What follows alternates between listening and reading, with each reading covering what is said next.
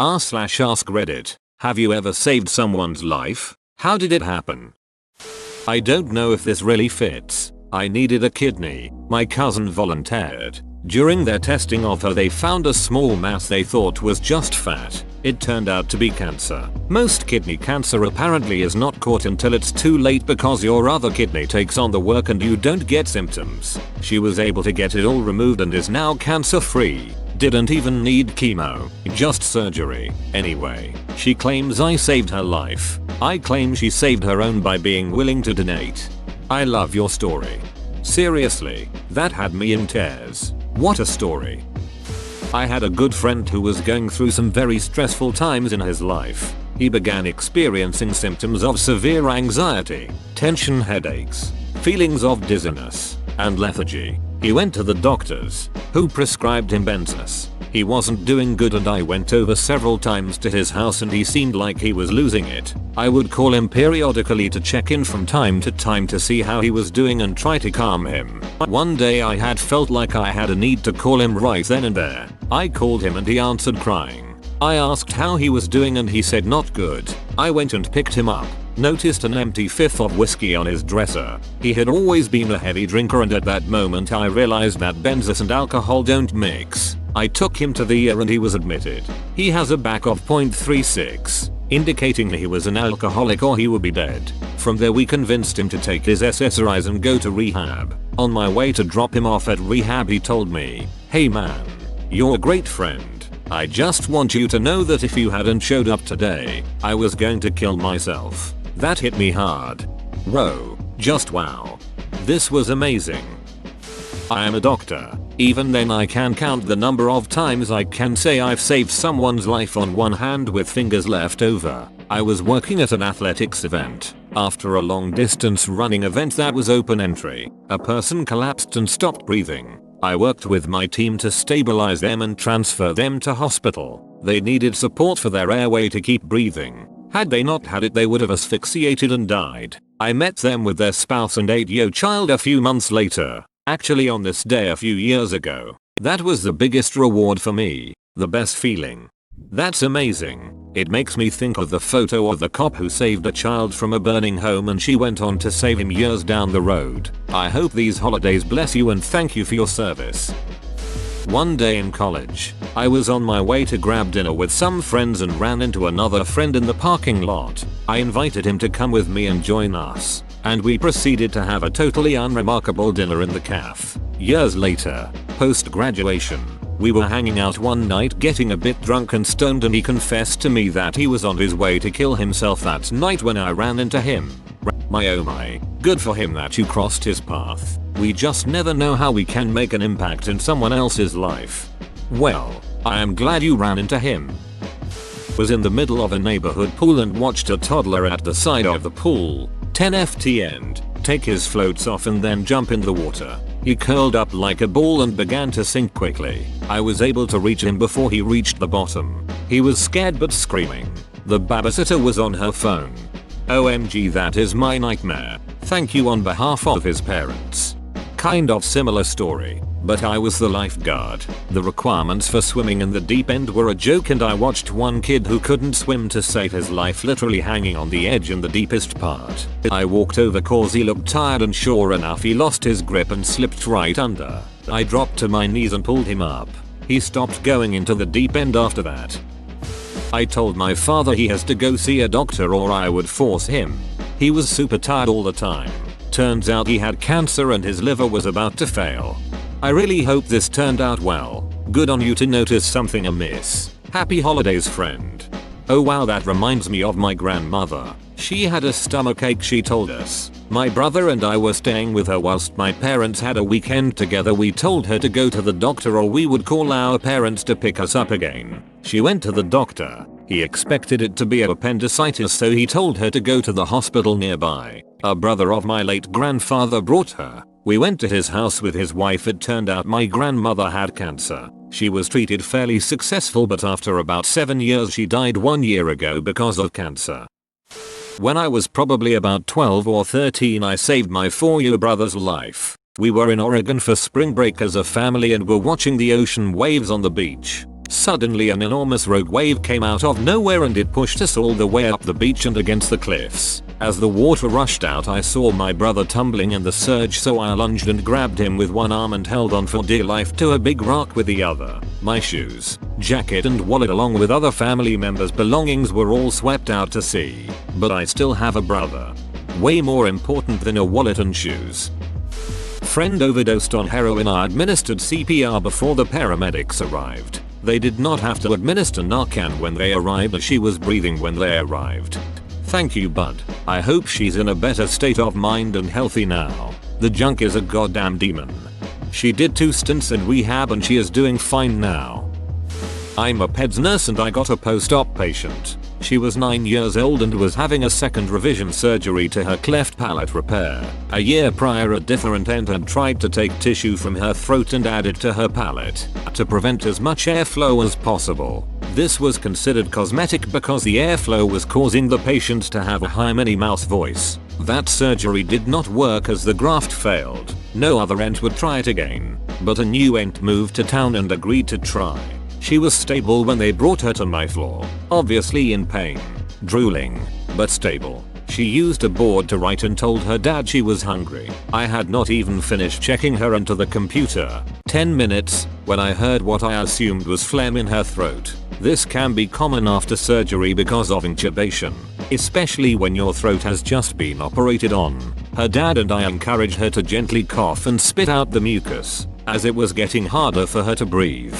She gently coughed, gave me an absolute look of panic, passed out and a pool of blood came out of her mouth so quickly, it made a continuous stream of blood onto the floor. I called a code, immediately repositioned her, and suctioned her throat so she could breathe.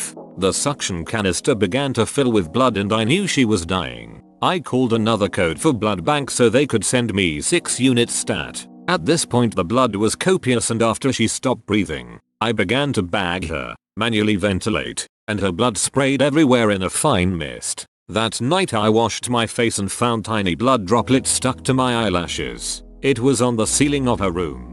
Trying to ventilate a hemorrhaging surgical site is not something anyone is prepared for. My team and I worked to stabilize her, provided CPR for 20 minutes and transfused her all the way down to where her surgeon had rushed to meet us. He cauterized the bleeders and at the debriefing admitted she had bled a lot in the oar and had used 3x the normal amount of lidocaine to get it to finally stop. Those lidocaine doses all wore off right when I got her on the floor, so it was no surprise she bled. Our hospital changed its policy to only allow palate repairs or any oral airway post-op risk surgery patients to remain in PICU overnight with an oral airway at bedside in case of code. My patient survived, took a big neuro hit, but finally could qualify for rehab, went for months and now can ride a bike, ski and is almost caught up in school. I thank God every day I was in her room when it happened or she wouldn't be here. During the mayhem, her mother fainted in the corner of the room and her dad stood across her bed, screaming in my face she's dying. Do something. Over and over, I could feel his breath blowing my hair back. But my vision had narrowed and I blocked him out in order to focus on what I needed to quickly do for my patient. Very stressful. Ro, that is so impressive. I'm glad you could stay calm and let your training kick in. You're a hero. A few friends and I saved a tourist family from drowning while surfing on the island of Oahu. We had been surfing an outer reef on the south shore that was a good half mile or so off the coast when we noticed a family paddling out on a kayak.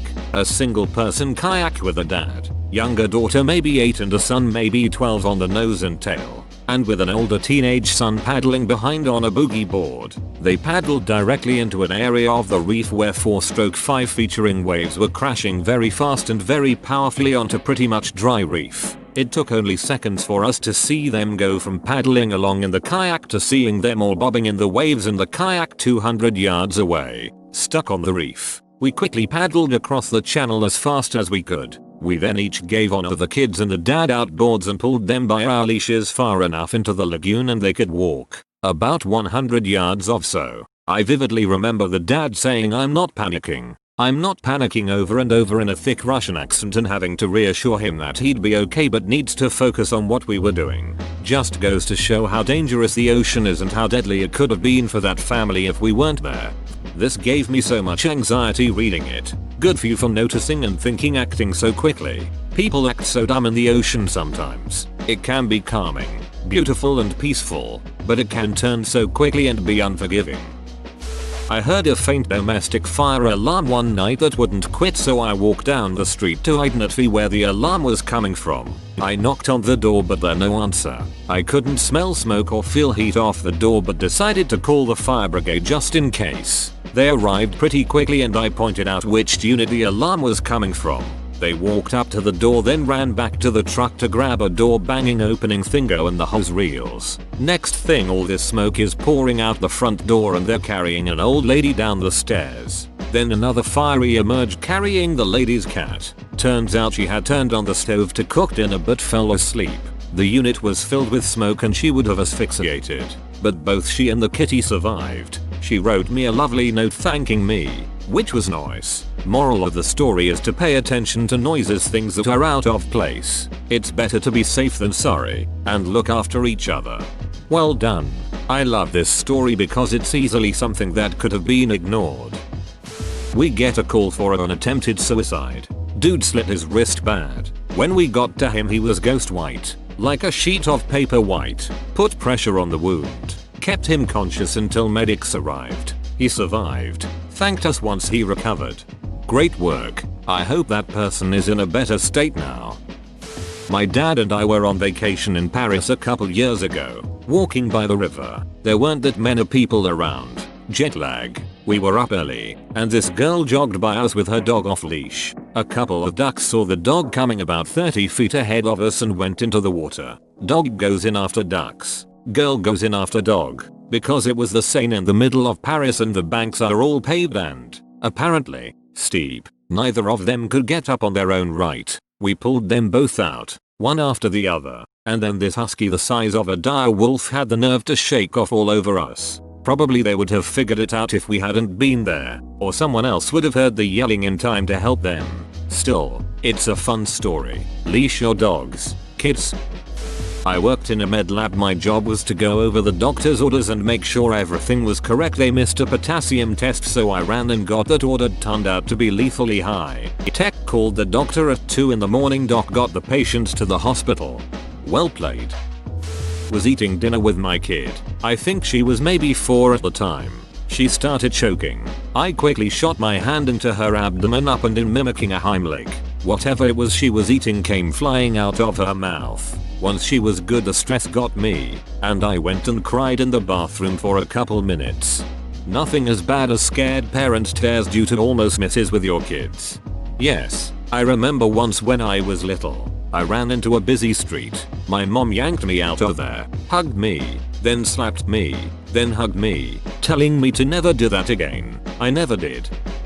Yes, well, not single-handedly, but with the help of my mother and my older brother. We found him hanging from the rafters, cut him down, performed chest compressions for 30 minutes, until the paramedics arrived. The paramedics took 30 minutes to arrive. Yes, we live quite a while away from the nearest hospitals, about a 30-40 minutes drive.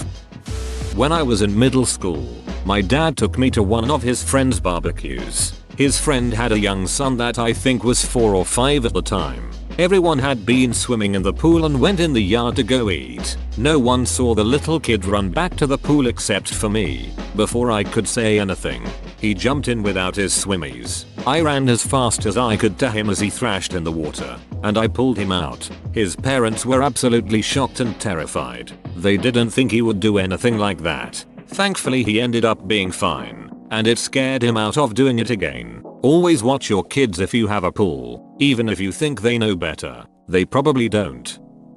A car was on the road in front of me one night, and driving pretty quickly. We were both going over 100 mph, and then I thought they were switching lanes, but they kept going, right into the guardrail and the engine flew from the car. The battery ended up somewhere in the woods. The first responders found it while surveying the damage, and they were lucky I was there. Dude fell asleep at the wheel and his wife was in the passenger seat and their 16-year-old son was in the back. This was at maybe 3 AM on a deserted stretch of highway in Virginia. He broke his leg and was bleeding pretty badly from his face and the bone poking through his calf. Luckily, his brain wasn't mush and he was aware enough to converse with. His wife's airbag didn't go off but somehow only banged her head. And I thought she died, but thankfully she was only unconscious for a few moments and then she started to slur her speech and say what I think was what's going on. I never checked her pulse because I was focused on the driver. The son was in the better condition between the three of them.